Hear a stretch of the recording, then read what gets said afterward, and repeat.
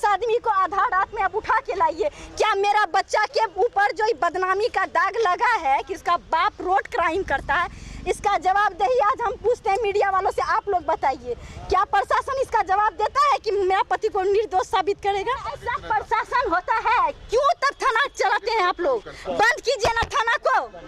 क्यों मेरा बच्चा के माथा पे दाग लग रहा है कि उसका बाप रोड क्राइम कर रहा है? प्रशासन जितना उस दिन घर पे मेरा आया था ना, उसको मीडिया के सामने खड़ा कीजिए और मेरे सामने उसको साक्ष्य के आधार पे हम सीसीटीवी फुटेज देते हैं। उसको पूछिए कि मेरा पति को घर से लेके गया है या फिर बेलोड़ी चौक से उठाया है। जिनके पास फुटेज है उसको भी धमकाया गया है कि आप डिलीट कीजिए। प्रशासन का आप ऐसे नाम के साथ खिलवाड़ नहीं कर सकते, आप नहीं दे सकते हैं उसको फुटेज। किचन घुसी, चावल दाल पूरा हर एक चीज़ को उल्टा पुल्टा के लोग देखिए। जब कुछ नहीं मिला तो हम लेडीज़ कांस्टेबल से पूछें कि आपको जब कुछ नहीं मिला तो इतना रात में आप कर क्या रहे हैं, मेरा घर में क्यों परेशान कर रहे हैं हम लोगों को? इन दिनों पूर्णिया के मुफस्सिल थाना प्रभारी संतोष कुमार झा कानून को हाथ में लेकर पद का जमकर दुरुपयोग कर रहे हैं। इसके पीछे इस थाना प्रभारी का मंशा क्या है, इसे आप भली भांति समझ सकते हैं। लेकिन निर्दोष व्यक्ति को जब पद का दुरुपयोग करते हुए संगीन मामलों में फंसाया जाए तो आप समझ सकते हैं कि पुलिस पर लोगों का भरोसा कितना रह जाएगा। मुफस्सिल थाना प्रभारी पर यह आरोप लगाकर एक पीड़ित महिला ने पूर्णिया एसपी से जांच के लिए लिखित शिकायत की है। दरअसल हम बात कर रहे हैं मुफस्सिल थाना प्रभारी द्वारा दर्ज कांड संख्या 502/23 का, जिसमें आर्म्स एक्ट के तहत 2 लोगों को जेल भेजा गया है, जबकि इस मामले की सच्चाई कुछ और ही दिख रही है। इस मामले में बेलोड़ी के गौरव शाह और धीरज यादव को आर्म्स एक्ट के तहत थाना प्रभारी संतोष कुमार झा ने जेल भेज दिया है और दर्ज प्राथमिकी में जिन बातों का जिक्र किया है साक्ष्य उसके बिल्कुल विपरीत दिख रहा है। दर्ज प्राथमिकी के मुताबिक गौरव शाह और धीरज यादव को रात्रि करीब 1 बजे बेलोड़ी बस स्टैंड से अवैध हथियार के साथ गिरफ्तार किया गया, जबकि धीरज यादव की पत्नी का कहना है कि धीरज यादव घर में सोया हुआ था और उसे घर से जबरन उठाकर ले गया है, जिसका सीसीटीवी फुटेज भी उनके पास है और उन्होंने मीडिया को दिखाया भी। वहीं एक पक्ष यह भी है, अगर धीरज यादव और गौरव शाह को हथियार के साथ पकड़ा गया था तो उसे मुफस्सिल पुलिस के द्वारा जांचों उपरांत हाजत में रखा जाना चाहिए था, किंतु उसे किसी दूसरे कमरे में रखा गया था जिसमें एक आरोपी और थे। सही देखभाल नहीं होने के कारण वहां से एक आरोपी फरार हो गए। भागने वालों में दूसरे आरोपी धीरज यादव भी थे, जिसे खदेड़ कर पकड़ लिया गया। बाद में धीरज यादव और गौरव शाह को आर्म्स एक्ट में फंसाकर जेल भेज दिया गया। धीरज यादव की पत्नी ने जितनी बातें मीडिया को बताई, अगर वो जांच में सत्य साबित हो जाता है तो निसंदेह मुफस्सिल थाना प्रभारी के पद का दुरुपयोग करने का मामला खुलकर सामने आ जाएगा। और आप खुद इस वीडियो को देखिए और धीरज यादव की पत्नी क्या बोल रही है और वीडियो क्या कह रहा है, सब कुछ आपको समझ में आ जाएगा। सर, रात में 1 तारीख की रात में हम लोग सोए हुए थे, बृहस्पति के रोज 1:30 बजे रात में पुलिस प्रशासन आए और आप वीडियो में देख सकते हैं, सीसीटीवी फुटेज में है। और 1:30 बजे रात में कुछ आदमी इससे क्या करते हैं, दीवार से चढ़ा है कुछ, हाँ पुलिस, कुछ सिविल ड्रेस में था और कुछ ड्रेस में था, यूनिफॉर्म में था, तो चढ़े और उसके बाद कुछ जो मेन डोर पे मेरा ताला लगल था कुछ उससे चढ़े।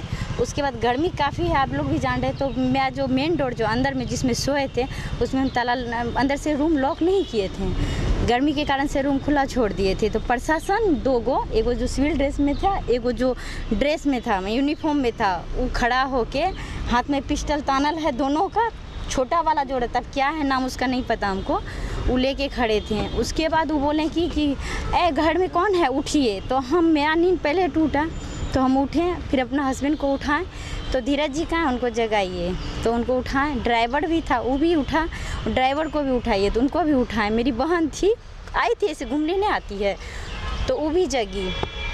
तो सब हम लोग बाहर निकले, हम लोग 4 आदमी थे, एक ड्राइवर था, बस इतना ही आदमी, 4 आदमी। और बाहर निकले तो हम देखते हैं, बोलता है मेन डोर खोलिए जाके। मेन डोर खोला, मेन डोर खोलने के बाद सारा प्रशासन करीब 15-16 को, रात में तो उतना अच्छा से हम देख नहीं पाए, हम तो इतना घबरा गए थे। ऐसे मतलब प्रशासन किसी के घर में घुस जाना रात में तो कोई भी ऑटोमेटिक घबरा जाएगा। देखे तो हम पूछे क्या बात है सर, इतना रात में आप लोग यहाँ आए, कुछ हुआ है क्या, कहीं कोई क्राइम हुआ है? आपका पति निर्दोष है तो आप तो क्राइम के बारे में ही ना पूछिएगा, ये तो नहीं ना पूछिएगा कि मेरा पति क्राइम किया है। अंदर आने के बाद वो बोला कि लेडीज़ पुलिस को कहता है कि आप सर्च कीजिए, देखिए यहाँ क्या है।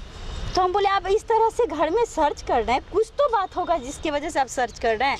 कोई कुछ नहीं बोल रहा है। मेरी बहन अलग पूछ रही है, हम अलग पूछ रहे हैं, मेरा हस्बैंड अलग पूछ रहा है। कहीं से कोई जवाब नहीं। आप कोऑपरेट कीजिए, आप चुप रहिए, हमको जो काम कर रहे हैं हमको करने दीजिए।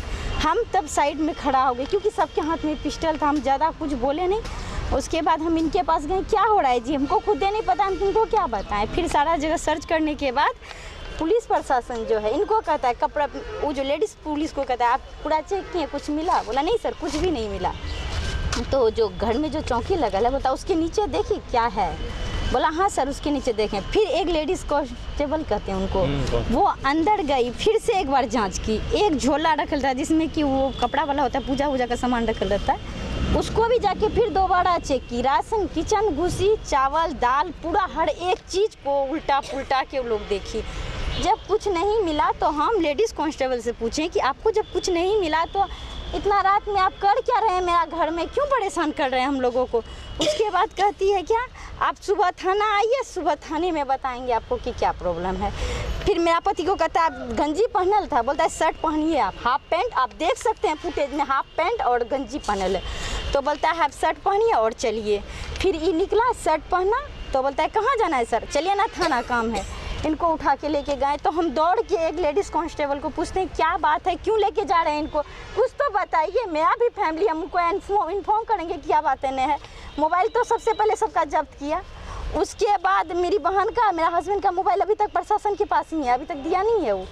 उसके बाद मेरा मोबाइल जो था वो गिर गया था, ऑफ हो गया था, नीचे था। हमको तो हड़बड़ी में मालूम ही नहीं था कि मोबाइल भी मच्छरदानी जो लगा के सोए थे उसको चीड़ फाड़ दिया ये लोग, ऐसे मतलब तहस नहस करके रूम में खोजा।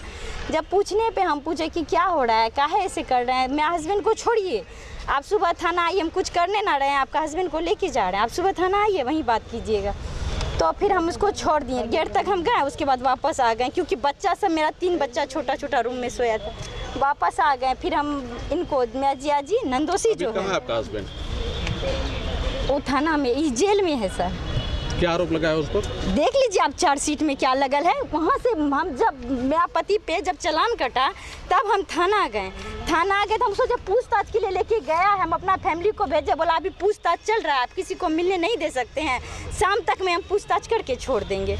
तो हम, मेरा पापा, मेरा चाचा सब जो गए थे बोले ऐसा ऐसा बात बताया, कोई मैटर हुआ है? जब कुछ हुआ ही नहीं है तो हम क्या बताएंगे सर? हम बोले कुछ भी नहीं हुआ है।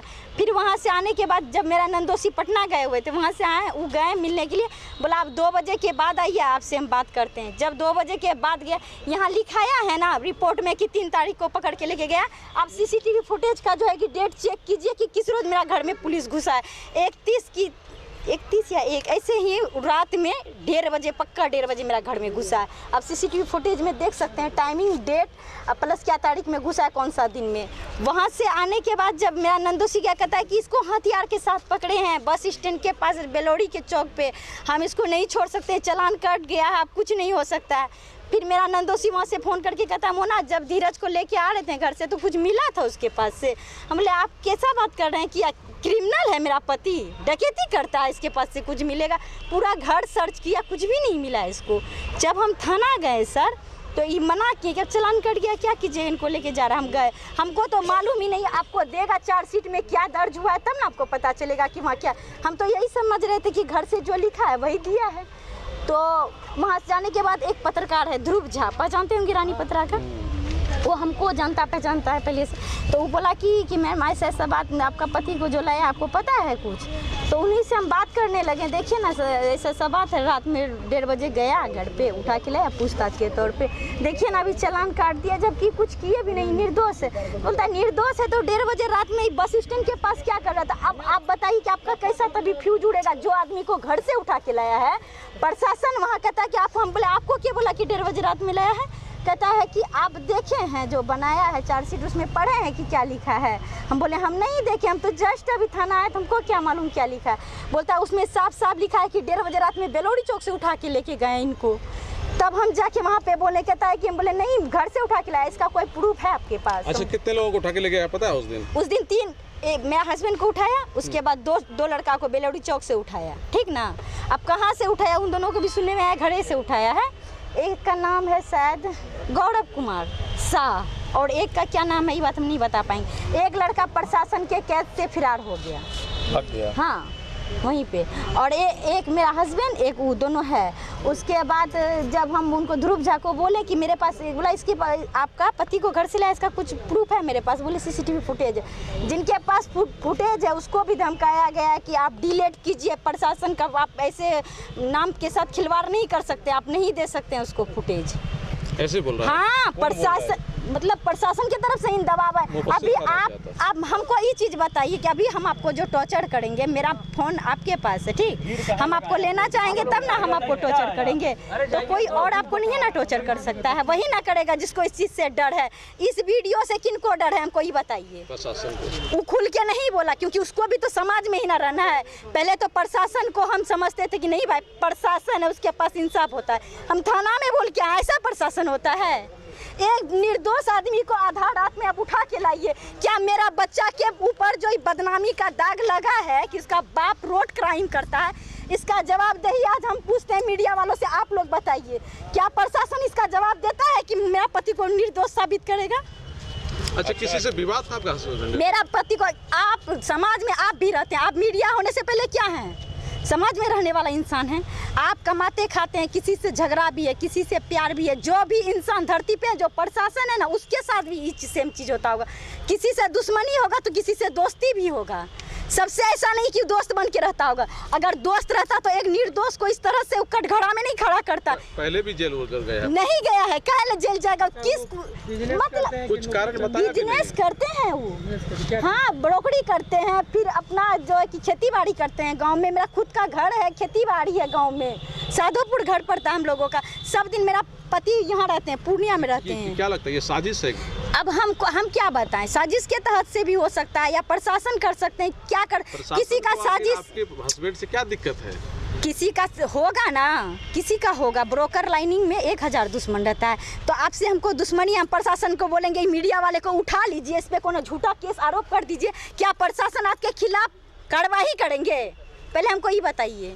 आपके खिलाफ हम अगर प्रशासन को 2, 4, 20,000, 25,000, 50,000 खिला दे और हम बोले कि प्रशासन इस पे जाके कार्रवाई कीजिए, 200 खिला दीजिएगा ना। नहीं, ऐसा प्रशासन होता है? क्यों तब थाना चलाते हैं आप लोग? बंद कीजिए ना थाना को।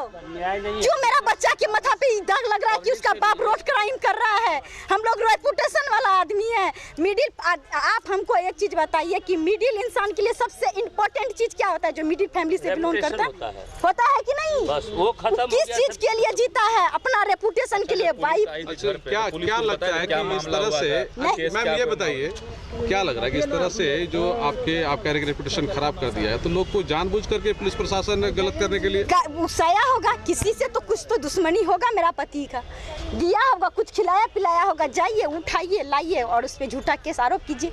यहाँ तक कि मेरा कॉल रिकॉर्डिंग चेक कर सकते हैं। कुछ बोला क्या? नहीं, कॉल हम गए ना मिलने के लिए, उनसे बात की, पूछे क्या जी कैसे क्या हुआ? बोला जानती है मोना पकड़ के लेके गए हमको, थाना में रखा।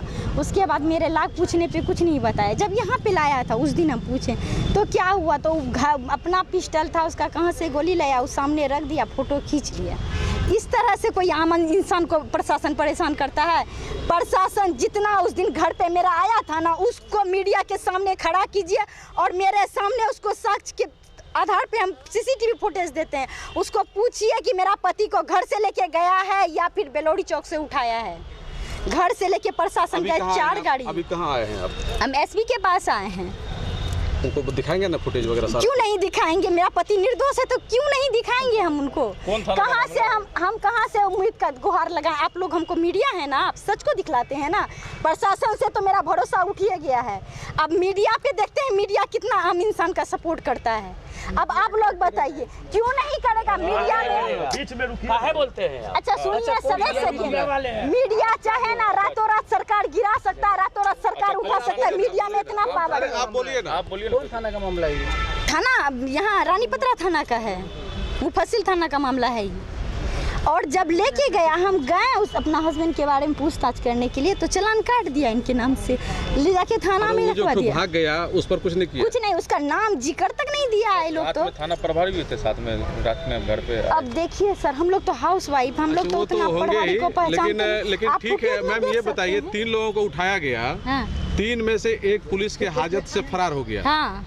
और 2 वहाँ रह गया, हाँ। तो वो दोनों को आर्म्स एक्ट में जेल भेज दिया। हाँ। 1 जो फरार हो गया वो प्रशासन बताए, कि वो क्या है, कहाँ है, नहीं है। सुनने में आया, हम भी कंफर्म नहीं है कि फरार हुआ है कि नहीं हुआ है। मतलब जैसे आप बोल रहे हैं और कोई बोला, हम अपना हस्बैंड से भी इस बात पे कंफर्म नहीं है। नहीं, कई लोगों ने अपनी आंख से देखा है अब पता नहीं क्या है सर, क्योंकि हम कोई भी गवाह जो मेरे साथ हुआ है, क्योंकि प्रशासन तो झूठा था, झूठ किया। हम सच के सहारे आप लोगों के पास आए, बस हमको सच्चाई पे भरोसा है, मीडिया पे भरोसा है। आप हमको इंसाफ दिलाइए, बस यही है। क्या नाम है मैम आपका? मेरा मुन्नी कुमारी। हस्बैंड का क्या नाम है? धीरज कुमार यादव। बहरहाल इस मामले में पूर्णिया एसपी आमिर जावेद के आदेश के आलोक में एसडीपीओ पुष्कर कुमार मामले की जांच कर रहे हैं और पुष्कर कुमार ने कहा कि बहुत जल्द सच्चाई सामने आ जाएगी और अगर झूठा मुकदमा में फंसाया गया है तो आरोपी को न्याय तो मिलेगा ही, साथ ही पद का दुरुपयोग करने वाले पुलिसकर्मियों पर भी कार्रवाई की अनुशंसा की जाएगी। आदित्य एंटरप्राइजेज का काजरिया टाइल्स एवं केरोविट सैनिटरी आइटम का एक्सक्लूसिव शोरूम अब एक ही छत के नीचे NH31 मरंगा पूर्णिया में। यहाँ लेटेस्ट डिजाइन के टाइल्स, मार्बल्स उपलब्ध हैं, जैसे floor tiles, wall tiles, double charge verified tiles, bathroom kitchen tiles की पूरी रेंज। यहाँ एक ही छत के नीचे केरोविट का सैनिटरी वेयर भी उपलब्ध है, जैसे commode, water heater, shower enclosure, bathtub, steam solution एवं कंप्लीट बाथरूम सॉल्यूशन। तो अपने सपनों के घरों को एवं बंगलों को खूबसूरत और मजबूत बनाने के लिए अवश्य पधारें आदित्य एंटरप्राइजेज का काजरिया टाइल्स एवं केरोविट सैनिटरी आइटम का exclusive showroom NH31 Maranga Purnia.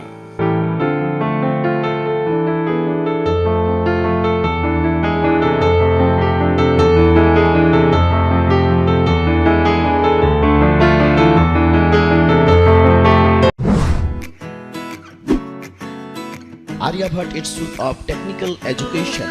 अब आप बताइए, आप आईटी क्यों कर रहे हैं? आईटी सेक्टर में गवर्नमेंटल एवं प्राइवेट प्लेसमेंट बहुत है। अभी आईटी की क्रांति है, सो मुझे तो यही करना था।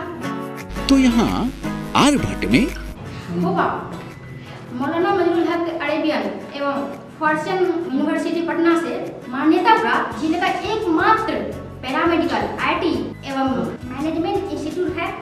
क्यों ना मैं इसे ही चूज करूं? आर्यभट्ट यानी कि सही फैसला। थैंक्स टू आर्यभट्ट इंस्टीट्यूट, जिसने मुझे दिया कॉन्फिडेंस एवं आगे बढ़ने का हौसला। पारा मेडिकल कोर्स करें, नौकरी तुरंत पाएं। Contact number 7739023553। Campus office Kaptanpara near Durga Mandir Purnia.